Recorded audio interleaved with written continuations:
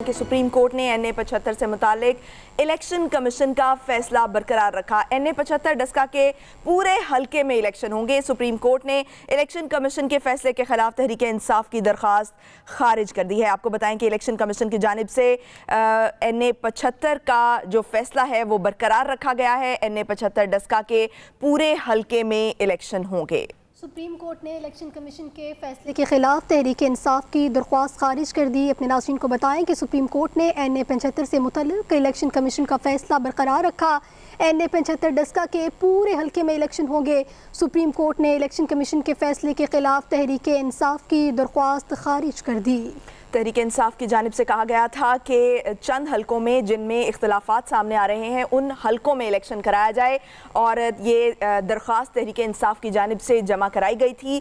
लेकिन आज election commission का फैसला जो है वो बरकरार रखा गया है। इलेक्शन कमीशन की जानिब से कहा गया था कि पूरे हलके में दोबारा इलेक्शंस होंगे और सुप्रीम कोर्ट ने इलेक्शन कमीशन का ये जो फैसला है इसको बरकरार रखा है और तहरीक इंसाफ की दरख्वास्त खारिज कर दी है। NA 75 डस्का से मुतालिक सुप्रीम कोर्ट ने इलेक्शन कमीशन का फैसला बरकरार रखा। कुछ देर कबल फैसला महफूज किया गया था और अब ये फैसला सुना दिया गया है। इलेक्शन कमीशन के फैसले को बरकरार रखा गया है सुप्रीम कोर्ट की जानिब से और सुप्रीम कोर्ट ने इलेक्शन कमीशन के फैसले के खिलाफ तहरीक इंसाफ की दरख्वास्त खारिज कर दी है। आपको बताएं कि NA 75 से मुतालिक इलेक्शन कमीशन का फैसला बरकरार रखा गया है सुप्रीम कोर्ट की जानिब से। NA 75 डस्का के पूरे हलके में इलेक्शन होंगे। तहरीक इंसाफ की जानिब से दरख्वास्त दायर की गई थी कि 20 हलके जिनमें इख्तलाफात हैं और जिनमें कुछ प्रॉब्लम सामने आ रहे थे, कुछ मसाइल का सामना था, उनमें दोबारा इलेक्शन कराया जाए।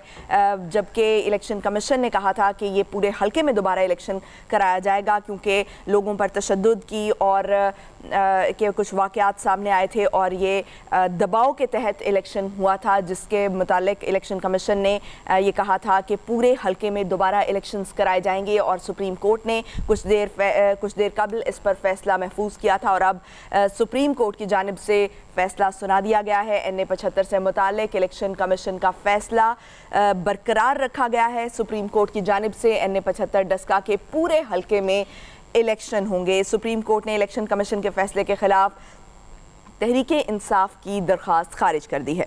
आपको बताएं कि सुप्रीम कोर्ट ने NA 75 से मुतल्लिक इलेक्शन कमीशन का फैसला बरकरार रखा। NA 75 डस्का के पूरे हलके में इलेक्शन होंगे। सुप्रीम कोर्ट ने इलेक्शन कमीशन के फैसले के खिलाफ तहरीक इंसाफ की दरख्वास्त खारिज कर दी। अपने नाज़रीन को बताएं अहम खबर से अपडेट करें, जहां सुप्रीम कोर्ट ने NA 75 से मुतल्लिक इलेक्शन कमीशन का फैसला बरकरार रखा। NA 75 डस्का के पूरे हलके में इलेक्शन होंगे। सुप्रीम कोर्ट ने इलेक्शन कमीशन के फैसले के खिलाफ तहरीक इंसाफ की दरख्वास्त खारिज कर दी। तो अपने नाज़रीन को बताएं सुप्रीम कोर्ट ने NA 75 से मुतल्लिक इलेक्शन कमीशन का फैसला बरकरार रखा। NA 75 डस्का के पूरे हलके में इलेक्शन होंगे। सुप्रीम कोर्ट ने इलेक्शन कमीशन के फैसले के खिलाफ तहरीक इंसाफ की दरख्वास्त खारिज कर दी। NA 75 डस्का जिससे मुतालिक इलेक्शन कमीशन ने यह फैसला दिया था कि पूरे हलके में इलेक्शन कराए जाएंगे। सुप्रीम कोर्ट ने भी इससे मुतालिक सुप्रीम कोर्ट में तहरीक इंसाफ ने ये दरख्वास्त दायर की थी कि पूरे हलके के बजाय चंद पोलिंग स्टेशंस पर जो है जहां पर धांधली या तशद्दुद के मामलात सामने आए थे वहां पर इलेक्शन दोबारा कराया जाए।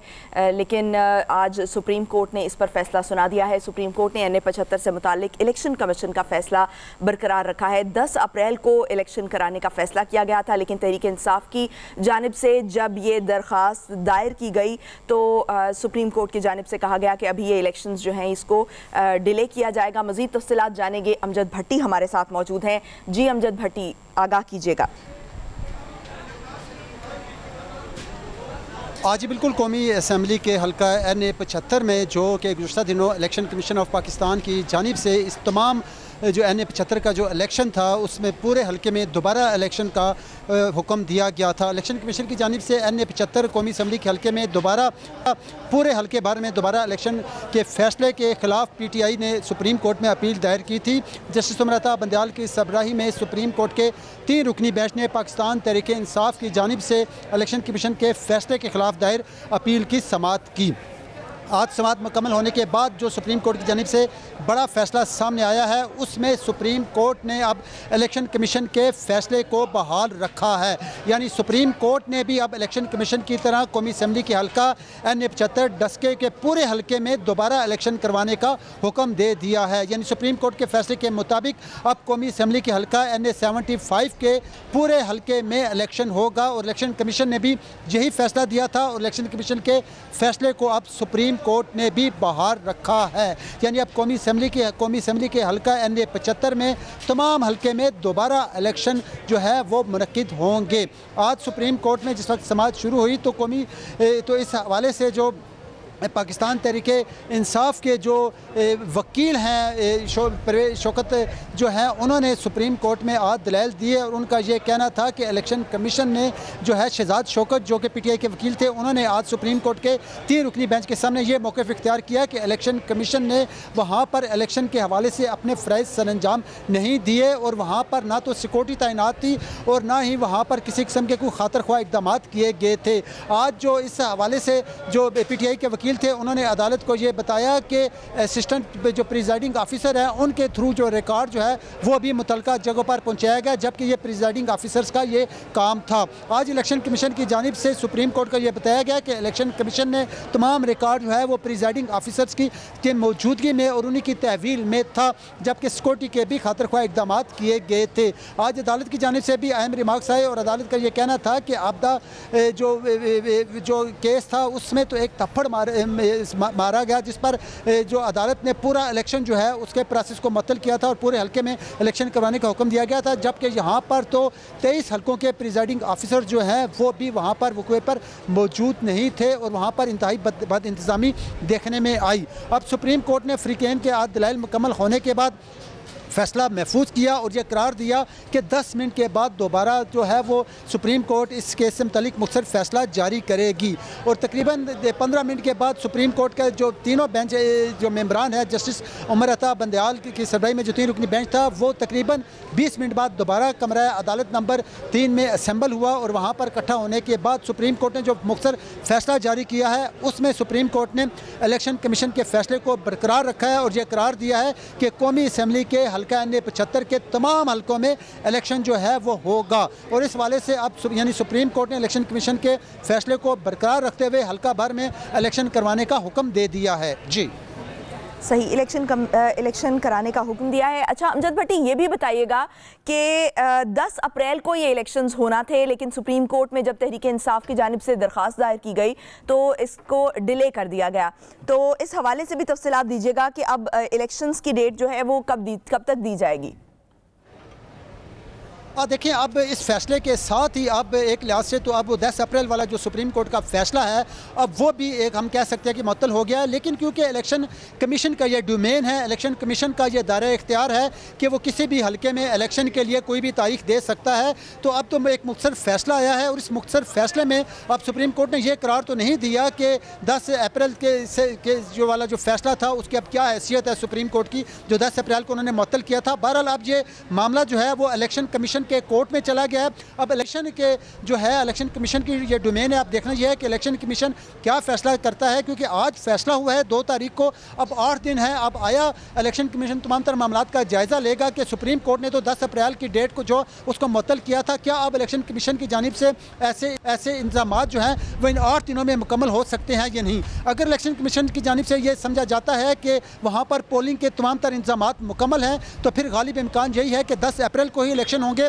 या इसके अलावा अगर इंतजामात में कोई कमी हुई या इंतजामात मुकम्मल ना हुए तो यह भी गालिब इम्कान है कि इलेक्शन कमीशन 10 अप्रैल के बाद कोई भी तारीख जो है वो कौमी असम्बली के हल्का NA-75 के लिए मुकर्रर कर सकता है। जी सही। अमजद भट्टी, ये भी बताएगा कि इलेक्शन कमीशन कब तक इस पर फैसला सुनाएगा कि कौन सी डेट जो है वो दी जाएगी? जी देखिए, मैंने जैसे पहले बताया कि अब इलेक्शन की डेट के हवाले से जो बाल है वो अब सुप्रीम कोर्ट की बजाय अब वो इलेक्शन कमीशन के कोर्ट में है।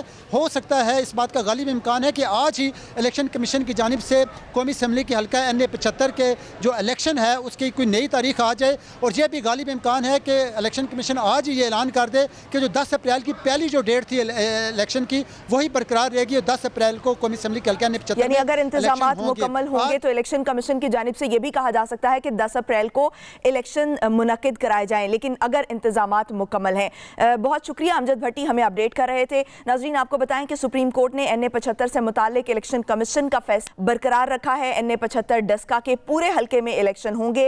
सुप्रीम कोर्ट ने इलेक्शन कमीशन के फैसले के खिलाफ तहरीक इंसाफ की दरखास्त खारिज कर दी है। तहरीक इंसाफ की जानिब से दरखास्त दायर की गई थी सुप्रीम कोर्ट में कि जिन 23 हल्कों में बदइंतजामी सामने आई है उनमें सिर्फ इलेक्शन कराया जाए, उन 23 पोलिंग स्टेशंस पर जो है वो इंतखाबात कराए जाएं। लेकिन इलेक्शन कमीशन में जब ये दरखास्त दायर हुई थी तो इलेक्शन कमीशन की जानिब से ये कहा गया था कि पूरे हल्के में दोबारा इलेक्शन कराए जाएंगे, जिस पर तहरीक इंसाफ ने ये केस सुप्रीम कोर्ट में दायर किया था और अपनी दरखास्त सुप्रीम कोर्ट में लेकर जाए गए थे। और आज सुप्रीम कोर्ट ने इस पर इलेक्शन कमीशन का फैसला बरकरार रखा है। एहतशामुल हक साहब सीनियर तज्जियाकार हमारे साथ मौजूद हैं। एहतशामुल हक साहब, बहुत शुक्रिया आपके वक्त का।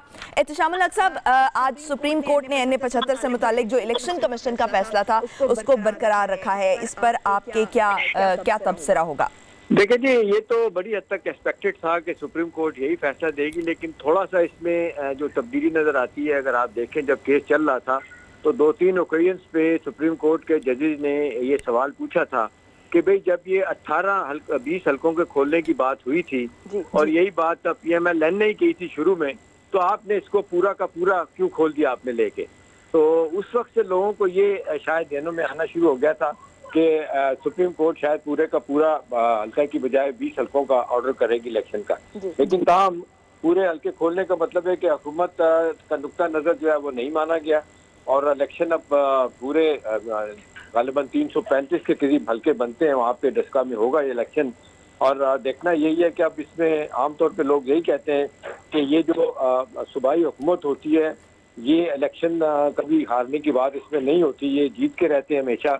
और जब हुकूमत में कोई होता है तो बड़ा मुश्किल होता है इलेक्शन आना। लेकिन तवातर के साथ आप देख लें, PTI के लिए 11 इलेक्शन हुए हैं, जिसमें से 9 इलेक्शन ये हारे हैं, एक में ये इसका अभी तस्वीर होना है और एक पीपल्स पार्टी ने जीता था। तो ये सारी चीज़ें साबित तो कर रही हैं बड़ा वाज़िह तौर पे कि नून लीग ने ग्राउंड तो गेन किया बड़ी हद तक।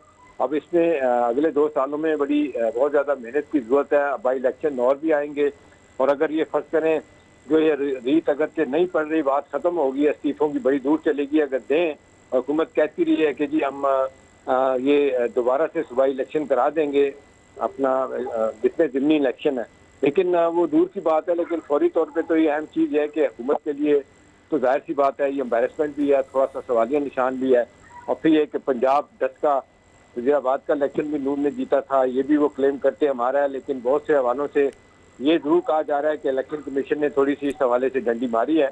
अगर 20 हल्के ही मांगे गए थे और मांगे भी गए थे, जो पार्टी हारी थी PMLN, उन्हीं पे करवाना चाहिए था, पूरे हल्के मांगे ही नहीं गए थे। पूरे हल्के खोलने का मतलब है, और हुकूमत तो यही कहती है कि उन्होंने फेवर किया नून को, यही वजह है कि प्राइम मिनिस्टर और उनके बाकी सारे साथी ये कहते हैं कि उन्होंने अदम एतमाद का इजहार किया इलेक्शन कमीशन का पूरा इलेक्शन कमीशन तब्दील होने की डिमांड की थी, जो मुझे नहीं याद पड़ता कि किसी 10 इलेक्शन हुए हैं 70 के बाद, वो सारे मैंने कवर किए हैं, कभी इस तरह की किसी ने डिमांड की हो। तो ये पूरा का पूरा नो कॉन्फिडेंस इलेक्शन कमीशन पे होना, ये भी सवालिया निशान है।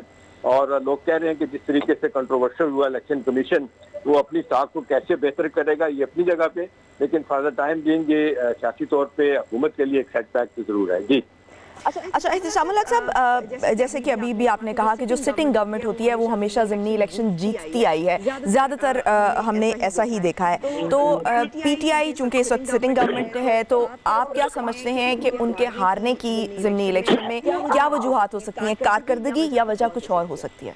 देखिए जी, कारकर्दगी तो अपनी जगह है ही है, जिसके बारे में सारे लोग सवाल कर रहे हैं कि कारकर्दगी बेहतर हो जाती तो जितने आज सवालिया निशान हैं, ये PDM की तहरीक तो चलें वो खुद ही अपनी अफादियत खो बैठी, उनके अंदर अपनी लड़ाइयाँ शुरू हो गई हैं सियासी तौर पे।